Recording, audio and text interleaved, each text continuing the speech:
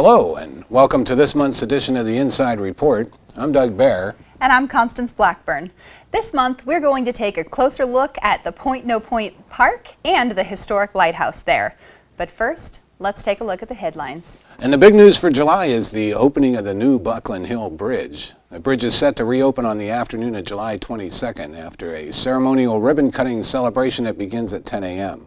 The bridge has been closed since last July when the county embarked on what is the largest road project ever undertaken by Kitsap County Public Works. And from the beginning, this project was much more than just a bridge project. It involved relocating, removing, upgrading, and installing many utilities. This project includes a new sanitary sewer force main, a new water main, stormwater infrastructure improvements, and a new reclaimed water main. In addition to those utilities, communication and power lines were replaced and relocated, including lines from the Kitsap Public Utility District, Wave Broadband, Unite Private Network, CenturyLink, and Puget Sound Energy. The 240-foot multi-span bridge increases traffic capacity and improves the traffic through Silverdale. It provides two scenic overlooks, has wider sidewalks, and has bike paths on both sides of the road. Replacing the former 72-inch culverts with a bridge allows for a more natural flow from Dyes Inlet into the Clear Creek estuary, and it's going to help return that estuary to its natural state. Improved tidal exchanges enhance the estuary and improve the fish and wildlife habitat. There is still some ancillary work that needs to be completed before the project is finished, according to Tina Nelson, the project manager. The additional work will require some intermittent lane closures and may create some delays while the project is finished early this fall. If you want to be one of the first to walk across the bridge, plan to join us at 10 a.m. Friday, July 22nd. We'll have a short program followed by the ribbon cutting and an opportunity to walk across the bridge. For more information about this project or the ribbon cutting ceremony, go to the website shown below. With summer's official start last month, county officials and local fire agencies are concerned with the high number of beach fires they've already responded to this year. In May alone, North Kitsap Fire and Rescue responded to 6 beach fires in Point No Point County Park that all appear to have started with improperly extinguished bonfires. Fires are not allowed in any county parks. With drier weather on the way and grass and ground cover drying up, Kitsap County Commissioners and the Parks Department remind citizens that not only are beach fires prohibited, but those set illegally put a strain on the resources of local emergency responders. Kitsap County Fire Marshal David Lynham reminds citizens that, like last year, this summer is anticipated to be drier than normal. Burning restrictions are listed at the Fire Marshal's website below, and most burning, except for recreational fires, requires a permit. Check with local fire districts for information on burn bans and regulations. The fine for illegal burning is $1,000 for a first offense. In addition to fines levied by the county, North Kitsap Fire and Rescue added that persons found responsible for an illegal bonfire could be billed by the fire district for the considerable costs associated with extinguishing the fire. You know, serving on a county advisory group gives citizens a voice in the decision-making process. Kitsap County residents have the opportunity to express their diverse viewpoints and participate in local government, as well as provide review and input to the Board of County Commissioners by serving as representatives on county advisory groups. These volunteer groups of involved citizens provide the commissioners with a broad-based well of diversity, talent, knowledge, and skills that help them tap into. Applications are being accepted for vacancies on the following boards or councils: the Area Agency on Aging Advisory Council, the Arts Boards, we need both in Commissioner District 2, South Kitsap, and Commissioner District 3, Central Kitsap, the Council for Human Rights, we need a South Kitsap representative, the Developmental Disabilities Advisory Board, the Noxious Weed Control Board needs a representative from the North Kitsap area, the Parks Advisory Board, we need representatives in both North and South Kitsap, and for the Planning Commission, we need representatives from North Kitsap. We're also looking for volunteers to serve on the Suquamish Citizen Advisory Committee, as well as some youth positions that are open on the Commission of Children and Youth, Central Kitsap Community Council, and Kingston Citizen Advisory Council.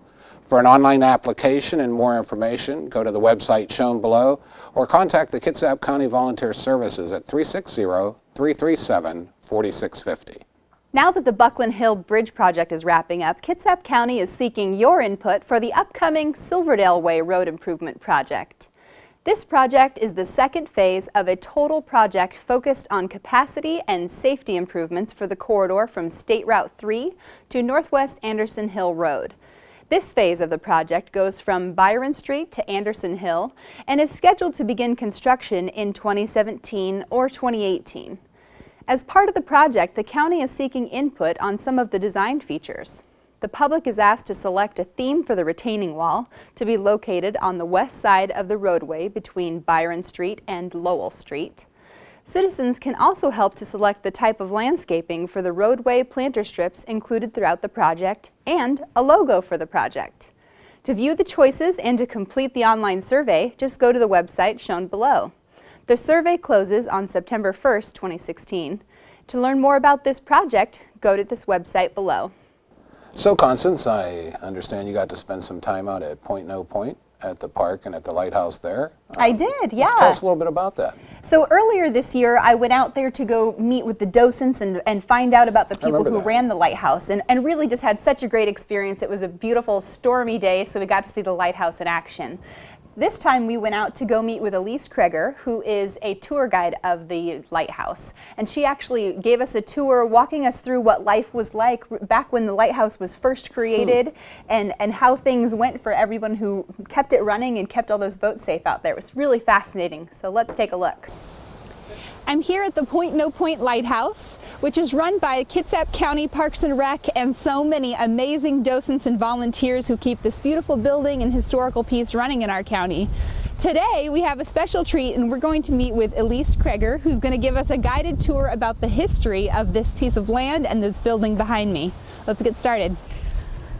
Welcome, welcome. This is our beautiful lighthouse station, Point No Point Lighthouse Station in Hansville, Washington.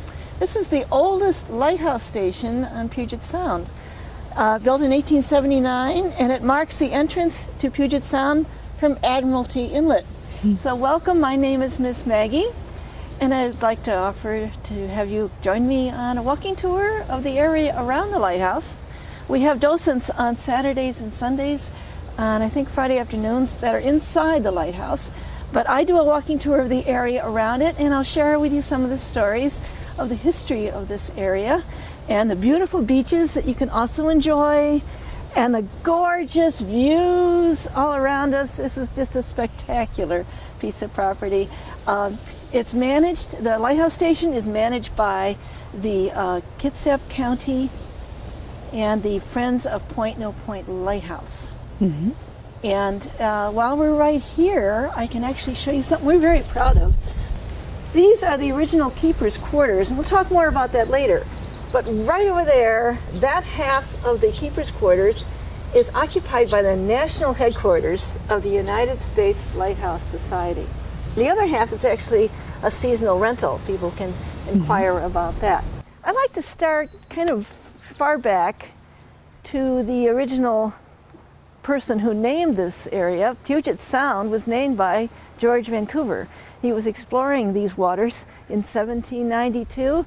He decided that this should be called Puget Sound. He often named the mountains and the waters and of the area after friends of his or crewmen or maybe someone who was the first to see a landmark. And so those people had their names carved in history. And that was 1792. In 1841, another fella came along. He was the commander of the U.S. exploring expedition. His name was Lieutenant Charles Wilkes. And in 1841, he came along with his sailing ship. He wanted to drop anchor here, and he saw a point of land. And as he got closer, he realized it was very muddy and shallow here, so he couldn't drop anchor. So he called it Point No Point. And the name has stuck. He also named Useless Bay over in Whidbey Island. So he had a penchant for names. The Native Americans called it Hotskoos, which means long nose. Here we are with this marker, which is representing an important moment in the history of this land. The natives that were here used this for hunting and fishing predominantly. And in 1855, many of the tribes agreed to sell, put that in quotes, but sell the land to the territorial government, which Washington wasn't yet a state in 1855. So this was where the territorial governor, Isaac Stevens, met with about 1,000 members of the native tribes. And they commemorated this moment where they signed the treaty. And the natives were allowed to continue fishing and hunting on this land and the areas around it, whatever they agreed to, you know, as far as the amount of land involved. So this is a marker that was put here in 1955 to commemorate that signing. Wow. We are coming up to the Lighthouse area here, and we'll talk some more about the keepers that lived here. The lighthouses didn't run themselves. This whole area was settled in the 1800s by Norwegians, largely Norwegians, fishermen. And Hansville over there, there's a Norwegian Point is what we call it. That was settled by Hans Zachariasen, who gave his name to Hansville. And we're very fond of Point No Point Lighthouse, and we have wonderful, wonderful docents and people who volunteer to help keep it maintained and keep it running. Okay, so it's actually an active lighthouse to this day. And this light that's turning up here, that's the actual light that operates today. Okay, it's an acrylic light, and the signal, each lighthouse had its own personal signal. So this one flashes 3 times every 10 seconds. And so if you're out at sea and you see that, you know it's Point No Point Lighthouse. How funny. Isn't that cool? Yeah. The lighthouse keepers had to keep journals. They did a log every day, and they're really fun to read because a lot of this was routine maintenance. And they would even say that, routine maintenance of the day. And it would go on like that. Or then it would be earthquake. Or then it would be gales from the southeast. And then a succession of days would be wind, windy, rain, more wind, gale. It was But then it had different things going on like whitewashing. Now, I often tell kids that come to visit, I've asked them if they've read Tom Sawyer. Yeah. And you know the famous chapter. I said, well, they could have used some friends then because the kids had to help mix the whitewash and apply it. They would be whitewashing fences and buildings. It was constant because the salt water and air were very hard on these areas. Sure. And they also did the hunting and fishing, gathering berries, helping with the garden. And of course they had to be self-entertaining. You know, they didn't have the cell phones Right. and the iPads that we have now. And they maybe didn't have a whole lot of friends either. I don't know as far as the neighbors down here and how hard it was to get together. Or not. Sure. Now, one of the keepers' families, the Scannells, his wife was Mary Scannell, and she got tired of this whole business of sailing 9 miles to get the mail. She said, no. She became the first postmistress of Hansville, and she served for 21 years. Wow. So she started by receiving the mail right here in the tower room.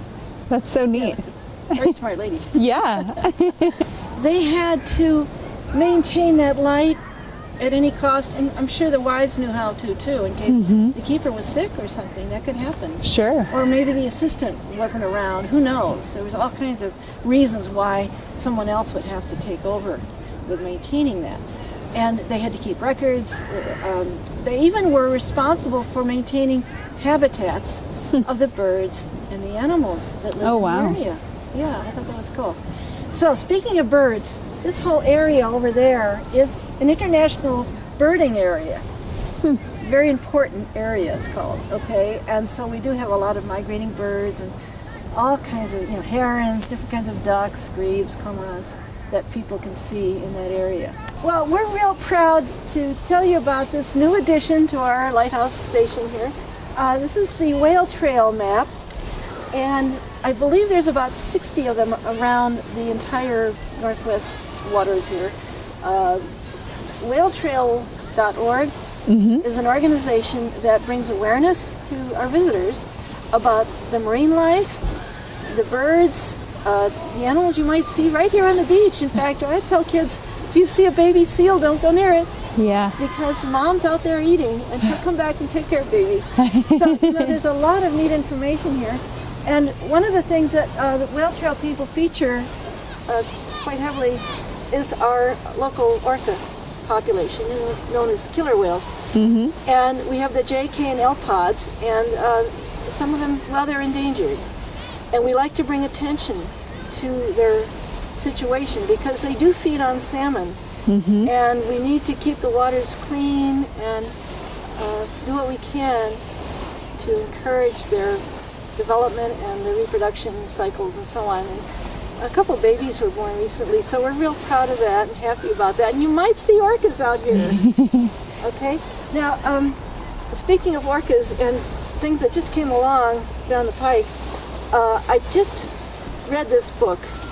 It's called The Blackfish Prophecy by Rachel Clark.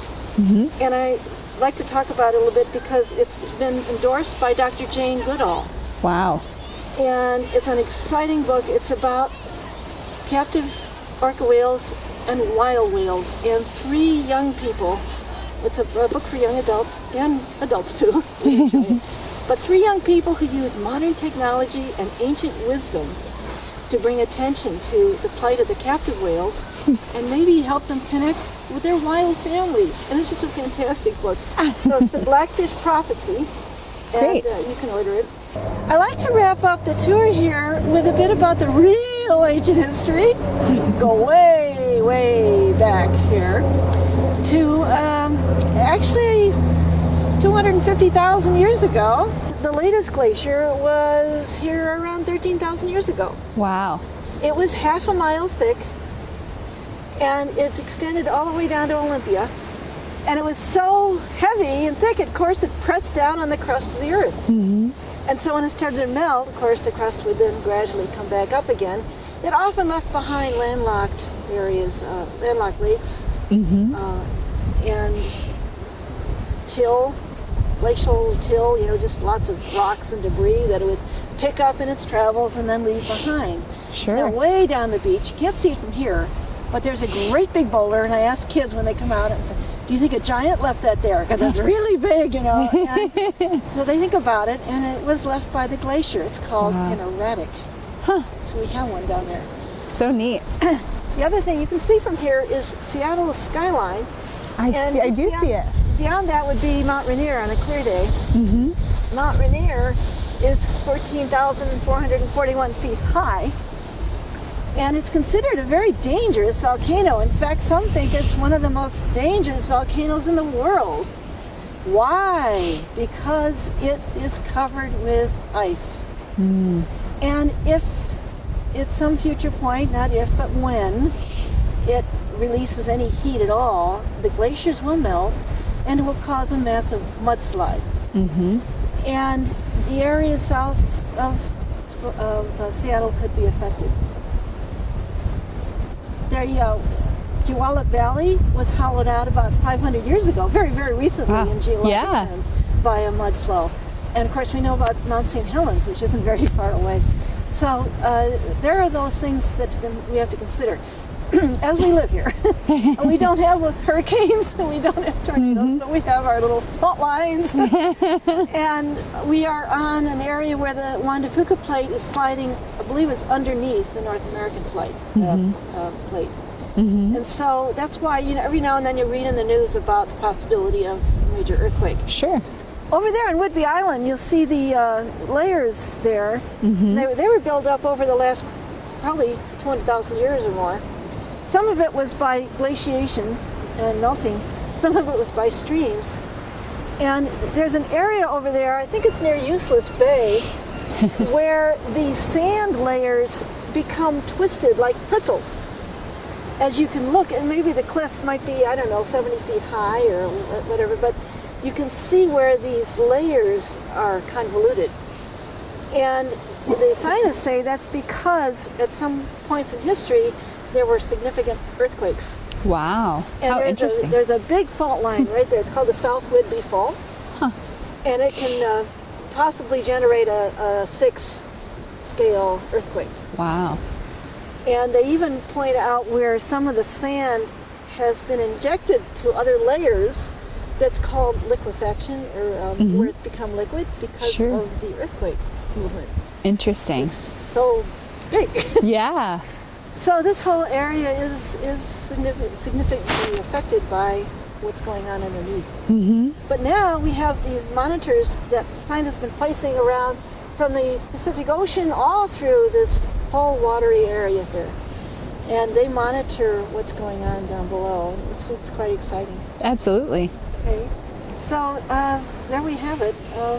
Great. Well, thank you so much for the tour today, Elise. This is amazing history and so interesting to learn about how light keepers and really how this whole area developed. It's fascinating. It is, and it's a beautiful area to boot. So Yeah. can't beat it, right? That's right. Well, thank you so much. Thank you so much for coming. I enjoyed talking with you. Okay. Hey, that was a great report. It seemed like a lot of fun. It really was such know, a great visit. I love the whole aspect of the history. We go to places and we just don't realize there's some real history here in Kitsap County. So thanks very much. It was a great report. Yeah, you're welcome. Thanks for joining us on this month's episode of The Inside Report. We hope you'll come back and join us next month.